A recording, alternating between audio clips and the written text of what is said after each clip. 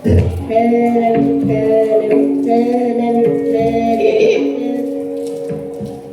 मंडळी, अगदी योग्य वेळी आला. हे बघा, मी आता पूजेला सुरुवातच करत होतो. अजून एक विठ्ठलाची मूर्ती. अहो काय सारखं ते इट्टल इट्टल करत राहता. आता आपण दोघच नाही, आता आपल्या संग हे छोटे बाळ बी आहे. त्याला थोडं लक्ष कुटुंबाकडे बी द्या. म्हणजे हा जगनियता विठोबा आपल्या कुटुंबाचा भाग नाही असं म्हणायचं आहे का तुम्हाला? हा विठोबा हेच आपलं कुटुंब. बाकीची मंडळी आहेत की नाही? या काळा विठ्ठलाशिवाय बाकीच्याच बी येत्या म्हणते मी. सारखं आपलं ते चक्र फिरवायचं, नाही ते त्या विठ्ठलाची पूजा करत बसायची. दुसरा उद्योगच नाही. हे पहा, तुमचा विठुरा रुगाचाच राग आहे. तो या जगाची चक्र चालवतो म्हणून आपल्यासारख्या मातीच्या गोळ्यांना आकार मिळतो. सगळी त्याची कृपा आहे. माझ्या आयुष्यात तुमच्यासारखी पत्नी येणे, आपल्या दोघांच्या संसाराला याची मुकल्या गोंडस बाळाच्या रूपाने सुख येणे, ही सगळी त्याचीच कृपा. मग त्याला विसरून कसं चालेल? त्याला विसरा असं कुठं म्हणते मी, पण ते छोट्या लेकराकडे जरा लक्ष द्याल की नाही? ज्या भक्तीनं तुम्ही त्या विठ्ठलाच्या मूर्तीला लोणी लावताना, त्याच भक्तीनं या चिमुकला खाऊ पिऊ घाला म्हणते मी. नाही तर त्याला वाटेला येते माती. तुम्ही विनाकारण वाद घालत आहात. हे बघा, मी धुणं भांडी करून विहिरीवर जाऊन पाणी भरून येते. चक्री लक्ष ठेवा.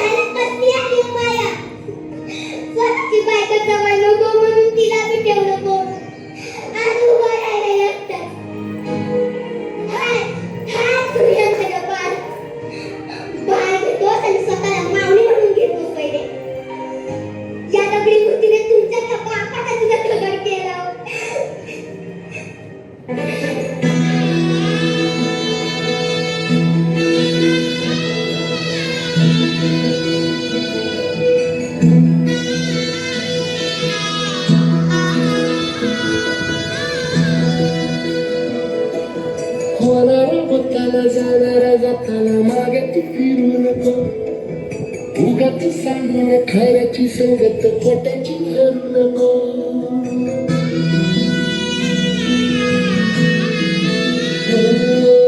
होणारा